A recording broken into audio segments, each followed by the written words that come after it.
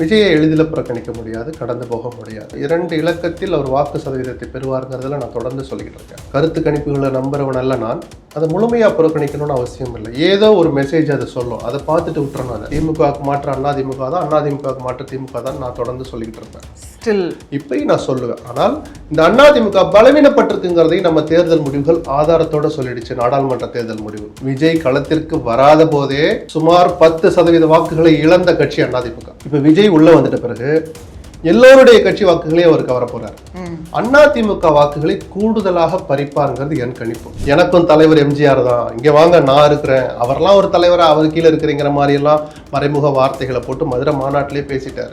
ஊழல் செஞ்சுட்டு ஊழலில் இருந்து தன்னை காப்பாற்றிக் கொள்ள பிஜேபியோட கூட்டணி அமைச்சிருக்கிறாருன்னு எடப்பாடியை மறைமுகமாக விமர்சிச்சார். இப்போ விஜயனுடைய இலக்கு அதுவாக இருக்கலாம். முதல் இலக்கு ஆட்சியை பிடிக்கிறது உச்சபட்ச இலக்கு, அது லட்சியம், இது நிச்சயங்கிற மாதிரி நான் 2ஆம் இடமாவது வரணும் அப்படிங்கிறது நிச்சயம்னு தான் அவர் இந்த வார்த்தைகளை வெளியிடுறார். அவங்க கட்சி நிர்வாகிகள் முன்னிலையில மக்கள் மத்தியிலே கூட அந்த வார்த்தையை சொல்றாரு. எப்பவுமே அவைலபிலிட்டியை குறைக்கும் போது மக்கள் மத்தியில இன்னும் பார்க்கணுங்கிற அந்த இதெல்லாம் சினிமாத்தனம். இந்த சினிமாத்தனத்தை 100% ஒழிச்சிட்டு தான் விஜய் இனிமேல் வரணும். அப்படி இன்னும் 1% கூட சினிமாத்தனம் விஜய் கிட்ட இருந்ததுன்னா இந்த மாநிலத்தை ஆள தகுதியற்றவன்னு அர்த்தம். சினிமாக்காரர்கள் வரலாம், சினிமாத்தனத்தோட வரக்கூடாதுன்னு நான் ஆசைப்படுறேன். எம்ஜிஆர் சினிமாத்தனத்தை காமிச்சிருந்தா அந்த அம்மாவை கிளவிகளை அப்படி கட்டி பிடிச்சிருப்பாரு. இந்த திமுக கூட்டணியை வலு இழக்க வைக்கிறது தான் விஜயோட வியூகமா இருக்கு அப்படின்னு. இது விஜயனுடைய வியூகம், அரசியல் வியூகமே அதுதானுங்க, எதிரியை பலவீனப்படுத்துறது.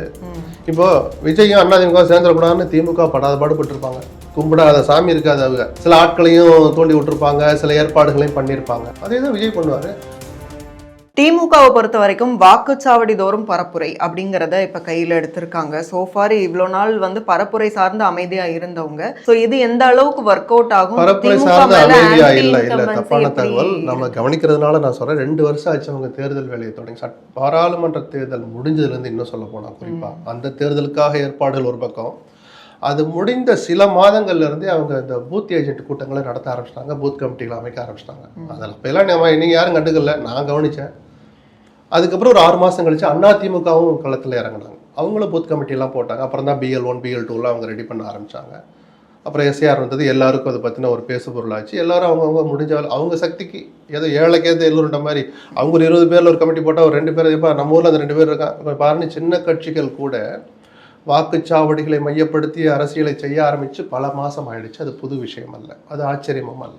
அதிமுக திமுக தான் வலுவாக போட்டி இருவருக்கும் தானா, இல்ல விஜய் சொல்ற மாதிரி அதிமுகவை தவிர்த்துட்டு DMK வர்சஸ் TVKன்னு இருக்கா? அது தேர்தல் முடிவுகள் வந்தால் தான் சொல்ல முடியும். அப்படியே முன்னாடி கணிக்கிற ஆற்றல்லாம் எனக்கு கிடையாது, யாரும் சொன்னாலும் நம்பாதீங்க. ஆனால் பெர்செப்ஷன் ஒன்று இருக்குல்ல, ஒரு மதிப்பீடு, ஒரு உள்ளுணர்வு அல்லது வெளியில் பார்க்குற பார்வையினால் வருகிற மதிப்பீடு இருக்குல்ல. விஜயை எளிதில் புறக்கணிக்க முடியாது, கடந்து போக முடியாது. 2 இலக்கத்தில் அவர் வாக்கு சதவீதத்தை பெறுவாருங்கிறதுல நான் தொடர்ந்து சொல்லிக்கிட்டு இருக்கேன். கருத்து கணிப்புகளை நம்புறவன் அல்ல நான். அதை முழுமையா புறக்கணிக்கணும்னு அவசியம் இல்லை. ஏதோ ஒரு மெசேஜ் அதை சொல்லும், அதை பார்த்துட்டு விட்டுறணும். அதை 37.7% வாக்குகள் எங்களுக்கு இருக்குன்னு கருத்து கணிப்பு எடுத்துக்கிட்டு ஒருத்தன் வந்தான்னா அவனை நம்பக்கூடாது. அப்போ அவன் ஏதோ ஒரு பெர்சன்டேஜ் வாங்க போறான். என்னவா இருக்கும், மற்ற இடங்கள்லையும் வேற ஏஜென்சி மற்ற கட்சிக்காரன் அவனை பத்தி எடுத்த சர்வே பண்ணி ஆவரேஜ் பண்ணி ஒரு முடிவுக்கு வரலாமே தவிர, அதுவும் கூட ஒரு மதிப்பீடு தானே தவிர தீர்ப்பு அல்ல. நீங்க ரிசல்ட் எல்லாம் வந்த பிறகு ஆமா இவன் இங்க நின்று அவனை காலி பண்ணிட்டான், அவன் இங்க நின்று இவனை காலி பண்ணிட்டான்னு தெரிஞ்சுதான் அழிவு சக்தி எது, ஆக்க சக்தி எது, 2ஆம் இடம் யாரு, மக்கள் எங்களை 2ஆம் இடத்திற்கு கொண்டு வந்துட்டாங்கன்னு யாரு துள்ளி குதிக்கிறாங்க, யாரு தலையில முக்காடு போடுறாங்கிறதெல்லாம் தேர்தல் முடிஞ்சுதான் நம்ம சொல்ல முடியும். ஆனால் இந்த வரலாறு, கடந்த கால வரலாறு, கட்சி கட்டமைப்பு இதெல்லாம் பார்த்தா திமுகவுக்கு மாற்ற அதிமுக தான், அதிமுகவுக்கு மாற்ற திமுக தான் நான் தொடர்ந்து சொல்லிக்கிட்டு இருப்பேன்.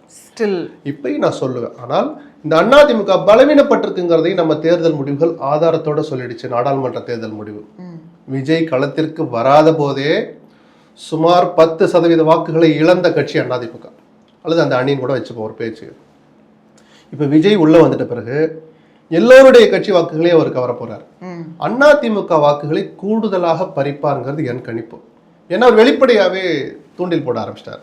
எனக்கும் தலைவர் எம்ஜிஆர் தான், இங்க வாங்க நான் இருக்கிறேன், அவரெல்லாம் ஒரு தலைவரா அவர் கீழே இருக்கிறீங்கிற மாதிரி எல்லாம் மறைமுக வார்த்தைகளை போட்டு மதுரை மாநாட்டிலே பேசிட்டாரு. ஊழல் செஞ்சுட்டு ஊழலில் இருந்து தன்னை காப்பாற்றிக் கொள்ள பிஜேபியோட கூட்டணி அமைச்சிருக்கிறாருன்னு எடப்பாடியை மறைமுகமாக விமர்சிச்சார். அப்போ அதிமுகவுடைய சேதாரத்தை அதிகப்படுத்துவார்னு நான் பார்க்கிறேன். அப்போ விஜயோட ஸ்டாண்டே எப்படின்னா திமுகவுக்கு மாற்று நான் தான் அப்படின்னு ஒரு கனவு. இப்ப அண்ணாமலை மாநில தலைவரான பிறகு அவர் ஒரு வருஷமா இதைத்தான் சொல்லிட்டு இருந்தார், தமிழ்நாட்டில் திமுகவுக்கு மாற்று பிஜேபி தான் சொன்னாரு. இப்ப அவர் இருக்கிற இடத்த காணோம். அவர் அப்ப கூட நான் என்ன சொன்னேன், இது அவருடைய கனவாக இருக்கலாம், நனவாக வாழ்த்துக்கள், ஆனால் யதார்த்தம் அது வரலன்னு சொன்னேன். இப்போ விஜயனுடைய இலக்கு அதுவாக இருக்கலாம். முதல் இலக்கு ஆட்சியை பிடிக்கிறது உச்சபட்ச இலக்கு, அது லட்சியம், இது நிச்சயங்கிற மாதிரி நான் 2ஆம் இடமாவது வரணும் அப்படிங்கிறது நிச்சயம்ட்டு தான் அவர் இந்த வார்த்தைகளை வெளியிடுறார். அவங்க கட்சி நிர்வாகிகள் முன்னிலையில் மக்கள் மத்தியிலே கூட அந்த வார்த்தையை சொல்றார். தேர்தல் முடிவுகள் வந்தாதான் அது நிஜமானு நம்ம பேச முடியும். பாண்டிச்சேரியில போய் பேசுறாரு, கவனிக்கிறோம். விஜயோட ஸ்பீச் வந்து நான் நிறைய பேர்கிட்ட கேட்பேன். ஸோ இதனால ஸ்பீச்சையும் கேட்குறேன். நிறைய சொற்பொழிவுகள் நம்ம பார்த்துருப்போம். அரசியல் சார்ந்த அரசியல் தலைவர்கள் ரொம்ப நேரம் பேசுவாங்க.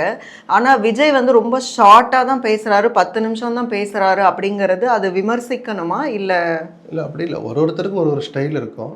ஆனால் ஒரு கட்சியினுடைய தலைவர் புதுசாக கட்சி ஆரம்பிச்சிருக்கிறார், ஒரு மாநிலத்தில் முதல் நிகழ்ச்சியாக போய் நடத்துகிறீங்க.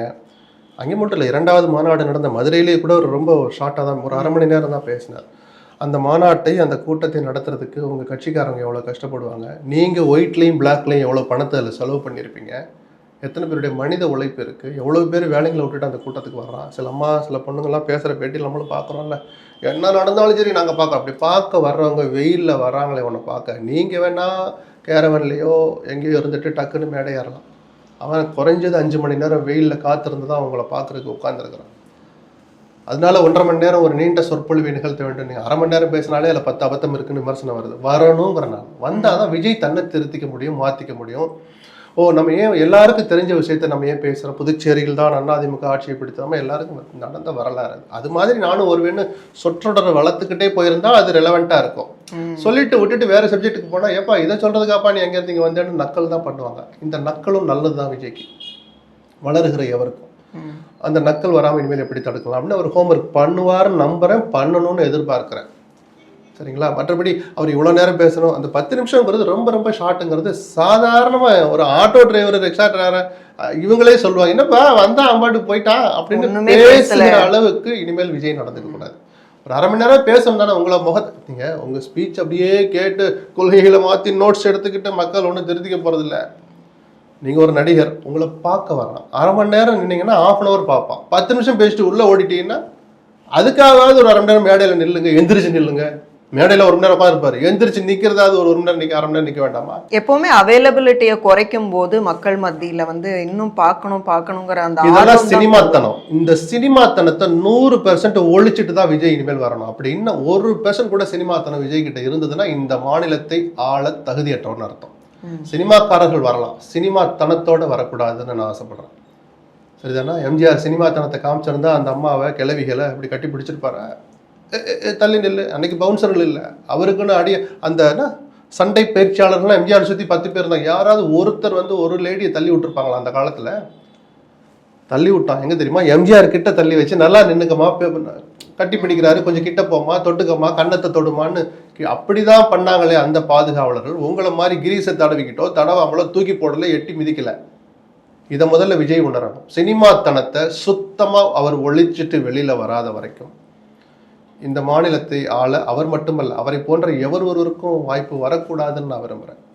மற்றபடி நான் சொல்லிட்டேன், RSSக்கே களமாடங்க இடம் இருக்குன்னு நம்ம சொல்கிறோம். மதவாத அரசியலை பண்ணுகிறாங்கன்னு விமர்சனத்துக்கு உள்ளாகிற அந்த இயக்கத்துக்கு இடம் இருக்கிற போது விஜய்க்கு இடம் இல்லைன்னு யாரும் சொல்லலை. நீங்கள் ஆளை நினைக்கிறதுனால எப்படி இருக்கணும்னு நம்ம சொல்கிறோம். இப்போ வலு இழக்க வைக்கிறது, திமுக கூட்டணியை வலு இழக்க வைக்கிறது தான் வந்து விஜயோட வியூகமா இருக்கு அப்படின்னு எல்லாம் சொல்றாங்க. காங்கிரஸ் அங்க போகும், பிசிக அங்க போகும், கம்யூனிஸ்ட் போவாங்க. ஸோ இதெல்லாம் வந்து கேட்கறதுக்கு ஓகே அப்படியா அப்படின்ற மாதிரி இருக்கு. அரசியல் வியூகமே அதுதானுங்க, எதிரியை பலவீனப்படுத்துறது. இப்போ விஜயும் அதிமுக சேர்ந்துடக்கூடாதுன்னு திமுக படாத பாடுபட்டு இருப்பாங்க. கும்பிடாத சாமி இருக்காது, அவங்க சில ஆட்களையும் தூண்டி விட்டுருப்பாங்க, சில ஏற்பாடுகளையும் பண்ணியிருப்பாங்க. அதே தான் விஜய் பண்ணுவார், அதே தான் இப்போ எடப்பாடி பண்ணுவார். பிரேமலதாவோட அவரும் பேச்சு நடத்துகிறார், திமுகவும் பேச்சு நடத்துது. ஏமா நீ என்ன வேணாலும் முடிவிடுமா, திமுக பக்கம் போயிடாதம்மா, அப்படிதான் முதல்ல அதிமுக கலந்து போய் சொல்லியிருப்பாங்க. திமுக அப்படிதான், நீங்கள் வர்றீங்களோ இல்லையோ நீங்கள் அங்கிட்டு போயிடாதீங்க, இப்படிதானே எதிராளி பலவீனப்படுத்துவது. விஜய் அந்த ஆயுதத்தை கையில் எடுக்காம வேற எந்த ஆயுதத்தை கையில் எடுப்பாரு? இல்ல அதற்கான சாத்தியம் எந்த அளவுக்கு அது நம்ம நடந்தாதான் தெரியும். நீங்க காங்கிரஸ் கட்சி சார்பாக ஒரு குழு அமைச்சு அந்த குழு அறிவாலயத்தில் போய் முதலமைச்சரை சந்திச்சுட்டு வந்த பிறகும் கூட யாரோ ஒரு பிரவீன் சக்கரவர்த்தியை அனுப்பி விட்டோ அல்லது அவரே ஒரு ஆர்வ கோளாறுல போயோ ஏதோ பேசி அதை பத்திரிகைகளுக்கு செய்தியாக வர வைத்து அல்லது அந்த செய்திகள் வரவழைக்கப்பட்டு ஒரு பேசுபொருளாக தொடருதுன்னா விஜயோ அல்லது காங்கிரஸில் இருக்கிற சில தனிநபர்களோ தங்கள் முயற்சியை கைவிடலைன்னு அர்த்தம். அதாவது அங்கே திமுகவிலிருந்து பிரிந்து வந்து விஜயோடு போகிற அந்த முயற்சி இன்னும் சிலரால் தொடரப்படுகிறது அல்லது தொடர்வதை சிலர் ரசிக்கிறார்கள்னு நம்ம எடுத்துக்கலாம். நடந்து முடிஞ்சாதான் நம்ம அதை செய்ய முடியும். நடக்குமா நடக்காதா? அரசியல் நீங்கள் எதையுமே அப்படி தீர்மானிக்க முடியாது. குறிப்பாக தேர்தல் அரசியல், கூட்டணி அரசியலில் எதையுமே ஏற்றுக்காதீங்க, எதையும் ஒத்துக்காதீங்க. என்ன வேணாலும் மாற்றங்கள் நடக்கும். சர்க்கஸ் காட்சியெல்லாம் நிறைய நடக்கும். மிக்க நன்றி உங்களுடைய நேரத்துக்கும் உங்களுடைய கருத்துக்களுக்கும். மீண்டும் இன்னொரு சந்தர்ப்பத்தில் பேசலாம். மிக்க நன்றி. நன்றி.